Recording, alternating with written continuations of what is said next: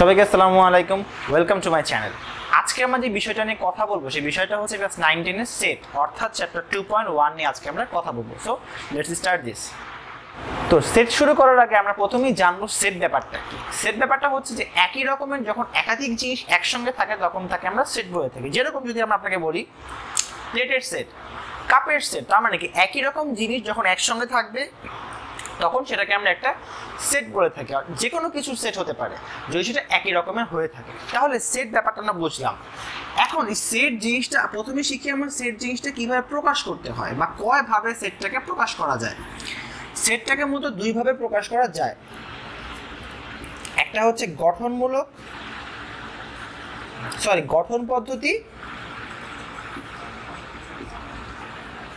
আর একটা হচ্ছে তালিকা পদ্ধতি। অর্থাৎ সেটকে দুইভাবে প্রকাশ করা যায়, কি সেট গঠন পদ্ধতি এবং সেট তালিকা পদ্ধতি।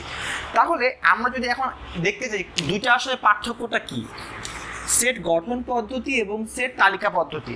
সেট গঠন পদ্ধতির ক্ষেত্রে আমরা যে কোনো কিছুকে বাংলা বাক্যে লিখবো। ধরেন আমি আপনাকে বললাম একটা সেট আছে, সেটটা হচ্ছে 1 2 3 4 5। এখন এই সেটটা আমরা কোনভাবে প্রকাশিত, গঠন পদ্ধতিতে প্রকাশিত নাকি তালিকা পদ্ধতিতে প্রকাশিত? এইটা আমার তালিকা পদ্ধতিতে প্রকাশিত। আগে তালিকা পদ্ধতিটা আমি বলে নিই, এটা আমার তালিকা পদ্ধতিতে প্রকাশিত। এই সেম সেটটাকে যদি আমি এখন গঠন পদ্ধতিতে লিখতে যাই তখন আমি কি লিখতে পারি? আমি এখানে বলতে পারি যে একটা সেট আমার, যেই সেটটা হচ্ছে 1 থেকে 5 পর্যন্ত সাধারণ সংখ্যার সেট, তাই তো ব্যাপারটা। তাহলে আমি এখানে বলতে পারি যে আমার এখানে সেটটা হচ্ছে আমার সাধারণ সংখ্যার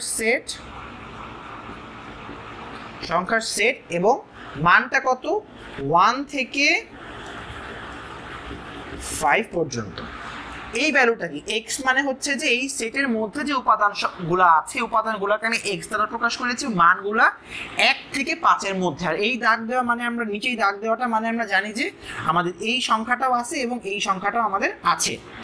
আই হোপ ব্যাপারটা ক্লিয়ার। সেট গঠন পদ্ধতি কি এবং সেট তালিকা পদ্ধতি কি? অর্থাৎ তালিকা পদ্ধতিতে আমরা সংখ্যায় প্রকাশ করি, গঠন পদ্ধতিতে আমরা বাংলা ভাষায় লিখে প্রকাশ করি। সো এটা আমাদের একটা বেসিক টার্ম গেল যে সেট কিভাবে প্রকাশ করে বা কয়ভাবে প্রকাশ করে এবং কোনটাকে কি বলা হয়ে থাকে।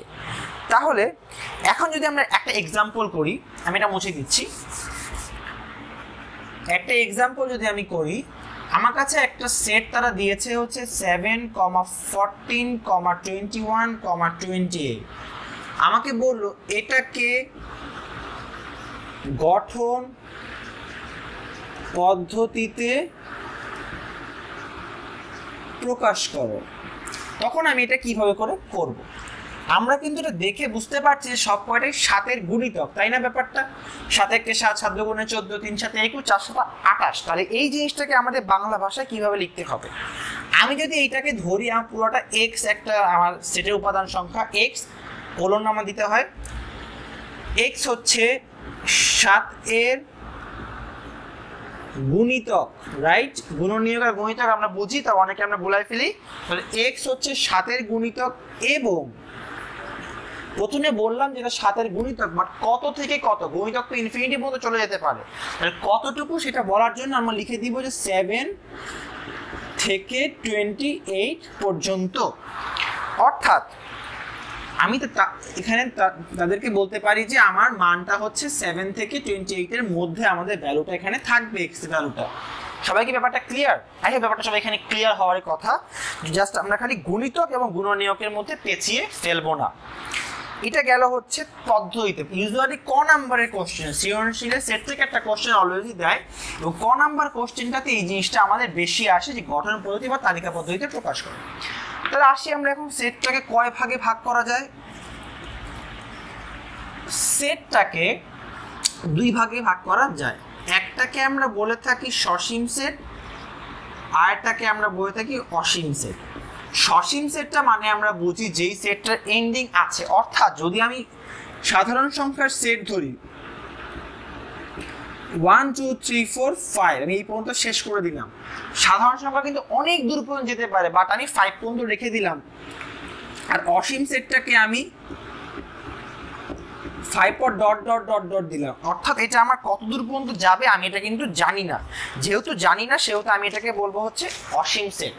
সো সসীম সেট অসীম সেট আমরা বুঝলাম, সেটটাকে দুইটা ভাগে ভাগ করতে হয়, সেটা হচ্ছে সসীম সেট এবং অসীম সেট।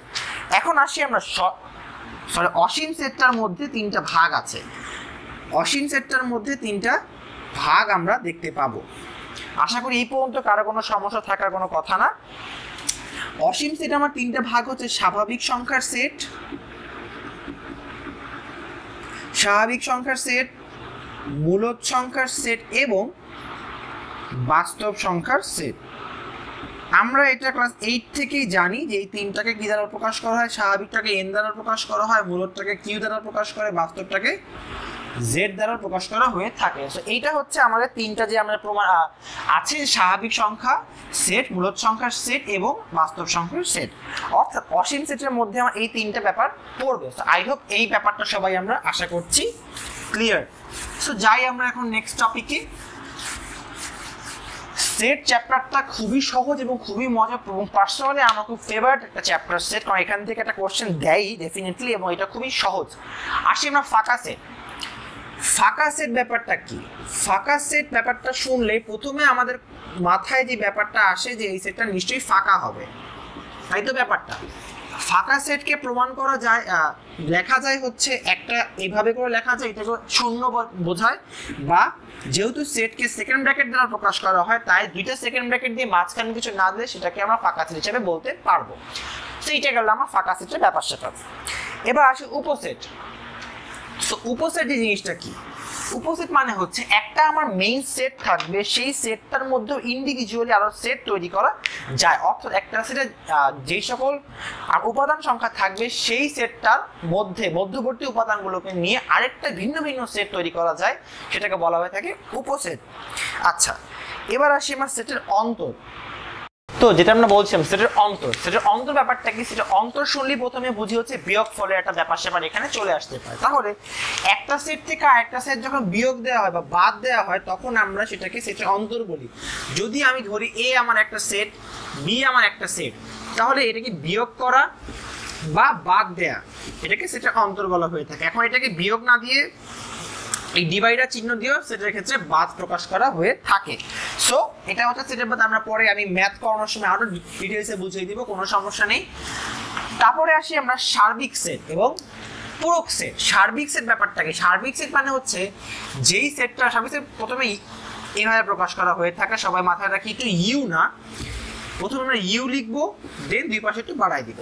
সো এটা হচ্ছে আমাদের সার্বিক সেট। সার্বিক সেট মানে হচ্ছে যে যদি আমার 10টা সেট থাকে, 10টা সেটের একটা মাদার, অর্থাৎ একটা জায়গায় আমার সব থাকে। যদি আমরা বলি একটা কোম্পানির 20টা সাব কোম্পানি থাকে, তাহলে মেইন যে কোম্পানিটা সেটা কি? আমরা সেটাকে মাদার কোম্পানি বলে থাকি। এই সার্বিক সেটটাকে আপনি সেই মাদার কোম্পানির সঙ্গে তুলনা করতে পারবেন। অর্থাৎ এই সার্বিক সেটের বা ইউ এর মধ্যে যাবতীয় সকল ধরনের কিছু থাকে, যাবতীয় সকল উপাদান এটার মধ্যেই থাকে। লেখা না বুঝলে সমস্যা, মুখে বলে দিচ্ছি। আচ্ছা, তারপর আসে না পূরক সেটের ক্ষেত্রে। যদি এ আমার একটা সেট হয়ে থাকে আর এটা আমাদের সার্বিক সেট হয়ে থাকে, তাহলে পূরক সেট, পূরক সেটটাকে এটাও সেট, এই যে উপরে সি লিখলাম বা উপরে আমি দাগ প্রাইম চিহ্ন দিলাম, এইটাকে আমার পূরক সেট বলা হয়ে থাকে। তো পূরক সেট ব্যাপারটা কি প্রকাশ করে কিভাবে বুঝতে পারলাম? পূরক সেট মানে হচ্ছে যে সার্বিক সেট থেকে ওই সেটটাকে বাদ দিলে যে কয়টা উপাদান থাকবে সে কয়টাকে পূরক সেট বলা হয়ে থাকে। তাহলে পূরক সেট জিনিসটা মানে তাহলে কি? সার্বিক সেট থেকে ওই সেটটাকে বাদ দিলে যা আমাদের পাওয়া যাবে সেইটাকে নিয়ে গঠিত সেটটাকে আমরা পূরক সেট বলে থাকি। আশা করি সবাই এটা ক্লিয়ার। না বুঝলে আমার কমেন্ট বক্সে কমেন্ট করলে আমি তখন বলে দেবো, কোনো সমস্যা নেই। তো তারপরে আসি আমরা এখন সংযোগ সেট এবং নিঃচ্ছেদ সেট। আমি সোজা বাংলা ভাষায় বলি যোগ করা বিয়োগ করা। তো যদি আমি সহজ ভাষায় ব্যাপারটাকে বোঝানোর চেষ্টা করি, সেটা হচ্ছে যে সংযোগ সেট মানে হচ্ছে যোগ দেওয়া আর নিঃচ্ছেদ সেট মানে হচ্ছে বিয়োগ দেওয়া। এখন এই আমাদের নর্মাল যোগ বিয়োগটা সেটের ক্ষেত্রে প্রকাশ করা হয় ভিন্নভাবে। সংযোগ সেটটাকে সেটের মধ্যে প্রকাশ করা হয় ইউ বা ইউনিয়নের মাধ্যমে, আর বিয়োগটাকে আমরা ইন্টারসেকশন বুঝিয়ে থাকি। তো এখানে বিয়োগ মানে বিয়োগ না, এখানে এটা মানে হচ্ছে দুইটা সেটের মধ্যে থেকে কমন নেয়া। কি বলে এটাকে? কমন নেয়া বলে থাকে। এটাকে কি বলে? ইউনিয়ন। আর এটাকে বলে থাকি আমরা intersection. Section, so union and intersection. তো এই দুইটা টপিক আমরা বুঝতে পারছি, আমি এক্সাম্পল দিচ্ছি এখন, সমস্যা নেই। তাহলে যদি আমরা ইউনিয়নটা আগে বুঝি তাহলে ওকে, ধরেন আমার একটা সেট দেওয়া আছে হচ্ছে 1 2 3 4 5, আর একটা সেট আমার দেওয়া আছে হচ্ছে 6 7 8 9 10। যদি আমি এখন এ ইউনিয়ন বি লিখি তখন আমার কি বুঝাবে? তখন বুঝাবে যে এখন আমি এমন একটা সেট তৈরি করতে যাচ্ছি যে সেটার মধ্যে দুইটা সেটেরই মান থাকবে, অর্থাৎ 1 2 3 4 5 6 7 8 9 10। অর্থাৎ আমি এখানে কি বুঝলাম? তাহলে ইউনিয়নের ব্যাপারটা মানে হচ্ছে যে এই দুইটা সেটের যাবতীয় সকল মান আমি এখন এই সেটটার মধ্যে তুলে ধরবো, এটা গেল ইউনিয়ন। এখন অনেকে মনে প্রশ্ন থাকে, আচ্ছা ভাইয়া যদি আমার এমন থাকতো বি সেটটা আমার এরকম না হয়, বি সেটটা হলো আমার 3 4 5, তখন আমি কি করব? এখানে যদি আমার এরকম কোনো সেট হয়ে থাকে, অর্থাৎ এই সেটে আমার যে উপাদান সংখ্যা আছে বি সেটে সেই উপাদানগুলোই আছে বা অন্যগুলোর সঙ্গে সেটা মিক্সড অবস্থায় আছে, তখন আমরা যে কাজটা করব, যেটা আমার একবার আছে ওটাকে আমি একবারই লিখবো, অর্থাৎ এই সেটটাকে আমি 1 2 3 4 5, অর্থাৎ যা আমার আগে ছিল সেটাকে আমি সেকেন্ডে আবার লিখবো না, সেটাকে রিপ্লেস করে ওইটার জায়গায় ওটা জাস্ট আমি লিখে দিব। এটা গেল ইউনিয়নের ব্যাপার। ওকে ফাইন, এখন আমি এই সেটটা দিয়ে বুঝাই আগে। এটার মধ্যে যদি আমি এখন ইন্টারসেকশন ব্যাপারটাকে তুলে আনি, ইন্টারসেকশন মানে আমরা শুনেছিলাম হচ্ছে কমন নেওয়া, রাইট? ইন্টারসেকশন মানে কি? কমন নেওয়া। তাহলে এইগুলোর মধ্যে কমন কি কি আছে দুইটা সেটের মধ্যে? 3 3 4 4 5 5, অর্থাৎ এই তিনটা আমাদের এখানে কমন আছে। তাহলে আমি এখানে লিখবো হচ্ছে 3 4 and 5। এখন প্রশ্ন হচ্ছে, আচ্ছা আই হোপ এখানে কারো কোনো কোশ্চেন নাই, থাকলে তো কমেন্ট বক্স আর ফেসবুক পেজ ওপেন আছে, সমস্যা নেই। তো এখন অনেকের মনে কোশ্চেন থাকবে, ভাইয়া যদি আমার এমন হয় যদি কোনো কমন নাই তখন কি করব? ধরেন আমি এখানে লিখলাম, একটু বেশি এক্সাম্পল দিয়ে করলে আপনাদের বুঝতে সুবিধা হবে। ধরেন আমি এখানে লিখলাম 6 7 8, তখন এখন তো আমার কোনোটা কমন নাই, বাট আমাকে বের করতে বলছে হচ্ছে ইন্টারসেকশন। তখন আমি কি করব? কমন যখন নাই তখন আমি এটাকে লিখবো এটা ফাঁকা সেট, বা এটা ভিতরে কোনো মান আমাদের নাই, এটা লিখতে পারি আমরা, বা দুইটা সেকেন্ড ব্র্যাকেট দিয়ে আমরা দেখাইতে পারি। অর্থাৎ যখন কোনো মান থাকবে না তখন আমি এটাকে দুইভাবে করে লিখে ফেলতে পারবো। এটা আমরা ইউনিয়ন এবং ইন্টারসেকশনের ব্যাপারটা আমরা আশা করি এখান থেকে বুঝতে পেরেছি, কারো কোনো সমস্যা এখানে নেই। ঠিক আছে, আসি আমরা এখন পরের টপিকে। পরের টপিকটা হচ্ছে আমাদের শক্তি সেট। তো শক্তি সেট যে ব্যাপারটা আমাদের আসে, শক্তি সেট, শক্তি সেট মানে কি? শক্তি সেটকে যদি আমরা নর্মালি ইংলিশে করি সেটা আমাদের হয় হচ্ছে পাওয়ার সেট, রাইট? এখন পাওয়ার সেট জিনিসটা আমাদের কি? পাওয়ার সেট জিনিসটা আমাদের হচ্ছে যদি আমাদের নর্মাল কোনো একটা সেট থাকে a is equal to 1, 2, 3, এই সেটটা যদি আমাকে পাওয়ার সেট তারা বের করতে বলে, অর্থাৎ পাওয়ার সেটকে p দ্বারা প্রকাশ করা হয়ে থাকে, যদি এই সেটটাকে পাওয়ার সেট বের করতে বলে অর্থাৎ p of a বের করতে বলে, তখন আমরা কিভাবে করে এটা বের করব? পাওয়ার সেট মানে হচ্ছে যে এই সেটটার ইন্ডিভিজুয়াল প্রত্যেকটাকে নিয়ে আরেকটা সেট তৈরি করা, যেটাকে পাওয়ার সেট বলা হয়ে থাকে। প্রথমে আমরা বড় একটা ব্র্যাকেট দিব, নর্মাল যা ব্র্যাকেট ছিল থাকবে, এগুলাকে নিয়ে আমরা এখন যে কয়টা সেট তৈরি করতে পারি সে কয়টা সেট আমরা তৈরি করব।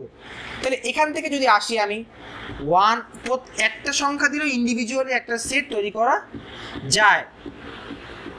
দেখেন 1 দিয়ে করলাম, 2 দিয়ে 3, দেন 1 আর 2 আনলাম আমি, 2 আর 3 আনলাম আমি, 1 আর 3 আনলাম, আবার 1 2 3 আনলাম। এইটা গেল আমাদের পাওয়ার সেট। তাইলে আমরা এখানে কয়টা আসতেছে আমাদের? 1 2 3 4 5 6 7টা, সরি ফাঁকা সেটটাও এখানে ইনক্লুড হবে। তাহলে আমার এখানে দেখেন তিনটা ছিল আমার মেইন সেটের নাম্বার সংখ্যা, উপাদান সংখ্যা, যেখানে পাওয়ার সেটে গিয়ে আমার হয়েছে 8টা, তার মানে তিনটা ছিল সেইটা হয়েছে আমার 8টা। এই জিনিসটাকে সহজে বোঝার জন্য আমরা যদি বলতে পারি পাওয়ার সেটটা প্রকাশ করার জন্য আমাদের একটা সূত্র থাকে, সেটা কি? 2 to the power n। এখন কোশ্চেন আসতে পারে, ভাইয়া তাহলে n এর মানটা আমার কি? এই n এর মানটা হচ্ছে আমার মেইন যে আমার সেটটা আছে, মেইন সেটের উপাদান নাম্বার। অর্থাৎ দেখেন আমি উপরে লিখছি আমার সেটটা ছিল 1 2 3, অর্থাৎ তিনটা উপাদান আমার এখানে ছিল। তাহলে আমার n এর ভ্যালু কত? অবশ্যই 3। আপনার অঙ্ক করার পর অঙ্ক ঠিক আছে কিনা কিভাবে প্রুফ করবেন? এই 3টা আপনি এখানে বসায় দিলে আপনার ভ্যালু আসবে কত? 8। সূত্র বলতেছে 8টা আসবে, আমার করার পরও এখানে 8টা আসছে, তার মানে অঙ্কটা আমার ঠিক আছে। এখন যদি আমি এখানে 3টা না দিই, যদি আমার 4টা হইতো n এর মান, তখন ডেফিনেটলি আমার এখানে 16 হইতো, 5টা হইলে 32টা হতো। এইভাবে করে আমার সংখ্যাগুলো বাড়ে। পরীক্ষা হলে ইউজুয়ালি 3 এর বেশি দেয় না, হায়েস্ট 4টা দিতে পারে আমার। তাহলে এইটা গেল আমার ব্যাপারটা পাওয়ার সেটের ব্যাপার। যদি এই টপিকটা কারো বুঝতে বা কোথাও কোনো সমস্যা হয়ে থাকে, আমার ইনবক্স ওপেন সবখান ওপেন আছে, আপনারা যদি কমেন্ট করে জানাতে পারেন আমাকে। তো শক্তি সেটের পরে এখন যে টপিকটা আমরা দেখবো, সেই টপিকটা হচ্ছে আমাদের ক্রোমোজোর। আমি এটা মুছে দিচ্ছি। হ্যাঁ, ক্রোমোজোর যে জিনিসটা, ক্রোমোজোর ব্যাপারটা কি ছিল আমাদের? ক্রোমোজোর ব্যাপারটা আমাদের ছিল একটা সমীকরণ আছে। সমীকরণ কখন তৈরি হয়? যখন ওখানে সোজা বাংলায় বলে মাঝখানে একটা সমান সমান থাকবে বা শুধু সমান থাকবে। হ্যাঁ, তাহলে আমাদের ক্রোমোজোর ব্যাপারটা ছিল যে যদি আমার একটা এরকম এক্সাম্পল থাকে যে x - y, 6 equal to x + y, 7, sorry ভুল লিখে ফেলছি আমি, 7, x + y। যদি এরকম কোনো সমীকরণ আমার থাকে, ক্রোমোজোর বলতে আমাদের বোঝাবে যে বাম পাশের যে আমার এই x - y এর মানটা হবে এই পাশের প্রথমটা, এবং এই পাশে দ্বিতীয়টা হবে আমার এই পাশে দ্বিতীয়টা। মানে কি, আমি এখান থেকে লিখতে পারি x - y = 7 লিখতে পারি, আবার x + y = 6 আমি লিখতে পারবো। এইটা হচ্ছে আমার ক্রোমোজোরের ব্যাপারটা ছিল। মাঝে মধ্যে খুব কম সময় এরকম অঙ্ক দেয়, এখান থেকে এক্সট্রা ভ্যালু বের করতে পারে, যেটা আমরা সবাই পারি, সমীকরণ সমাধান করে আমরা বের করে ফেলবো। সো ক্রোমোজোর টপিকটা আমাদের গেল, আশা করি এখানে কারো কোনো কোশ্চেন নাই। আচ্ছা, এবার আসি কার্টেসীয় গুণজ। ব্যাপারটা খুব মজার জিনিস। কার্টেসীয় গুণজ ব্যাপারটা কি যদি জানতে হয়, তাহলে আমি একটা এক্সাম্পল দিয়ে বুঝানোটাকে প্রেফার করব। ধরেন এই একটা সেট আছে হচ্ছে 1 2 3, বি একটা সেট আছে হচ্ছে আমার 4 5 6, 4 আর 5 ধরি, ছোট করে করি প্রথমে। এখন যদি আমাকে বলা হয় যে কার্টেসীয় গুণজ, গুণজ মানে মাঝখানে একটা গুণ চিহ্ন আসবে। এখন সেটের গুণ আর নর্মাল গুণ কখনোই এক না। আমার নর্মাল গুণ হলে কি করতাম? সব গুণ করে সংখ্যা বসাইতাম। যদি আমাদের কার্টেসীয় গুণজ করতে হয়, তখন যে ব্যাপারটা আমাদের আসবে, এই 1 দিয়ে আমরা প্রথমে 4 আর 5 কে গুণ করব, বাট গুণটা আমরা লিখবো না, গুণটাও করব না।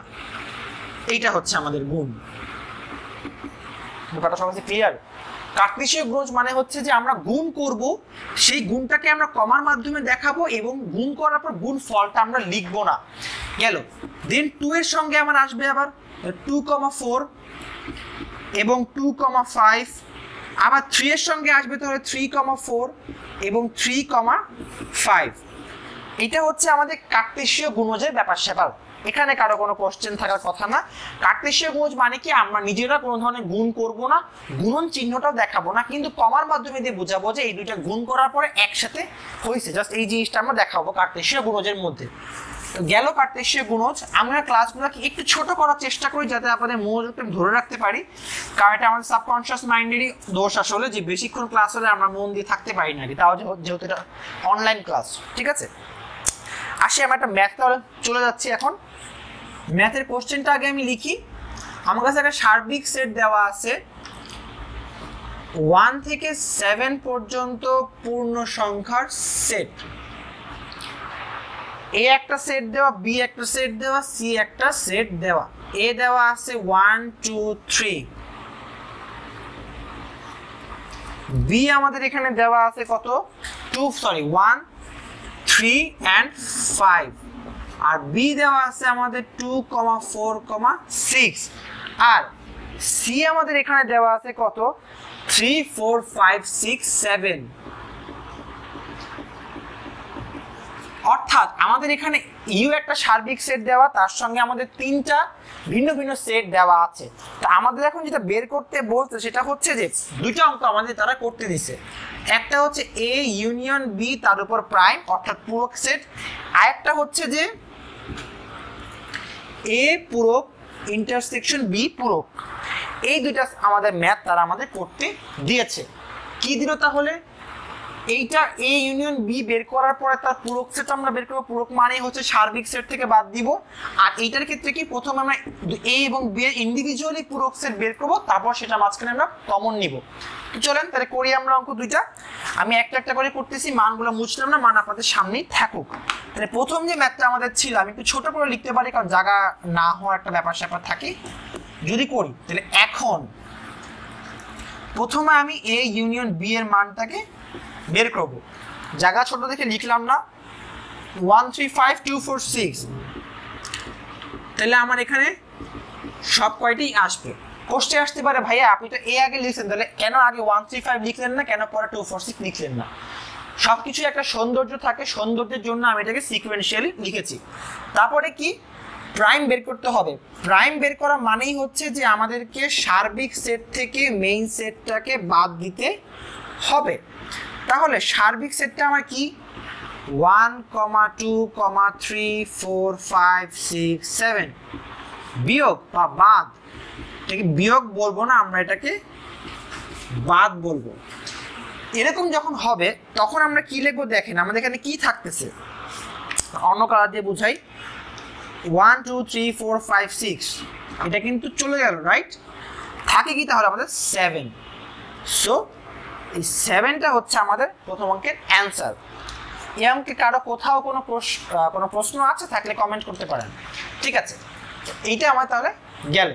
এখন আসি তাহলে আমরা আপনার চাইলে স্ক্রিনশট নিতে পারেন, সমস্যা নেই। ঠিক আছে, আমি যদি এখন পরের অঙ্কে চলে যাচ্ছি, পরের অঙ্কটা যা আমাদেরকে তারা বলেছে সেটা হচ্ছে যে এ প্রাইম ইন্টারসেকশন বি প্রাইম। তার মানে প্রথমে আমাদেরকে এ এবং বি এর প্রাইমের ভ্যালুটাকে বের করে নিতে হবে। তাহলে আসি আমরা তাহলে সলিউশন।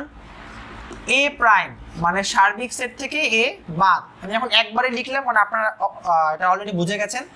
1, 1 কাটা, 3, 3 কাটা, 5, 5 কাটা থাকে, তাহলে 2, 4, 6 এবং 7।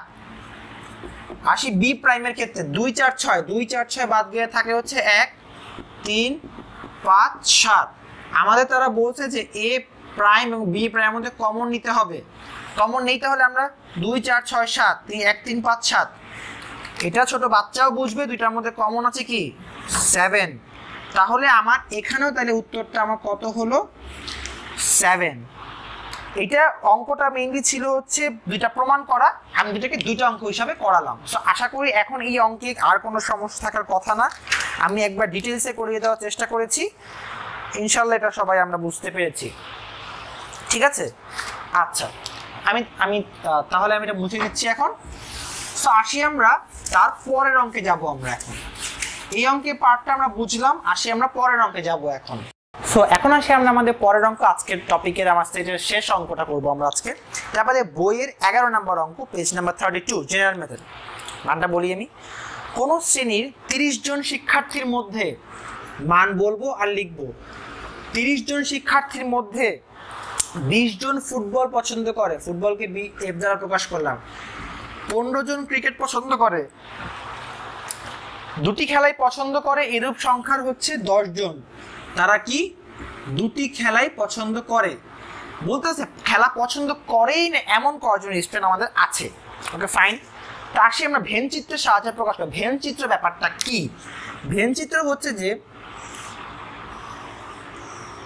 আমার এখানে দেখেন কি বলতেছে, আমার ফুটবল এবং ক্রিকেট অর্থাৎ দুইটা আমাদের এখানে ব্যাপার স্যাপার থাকবে।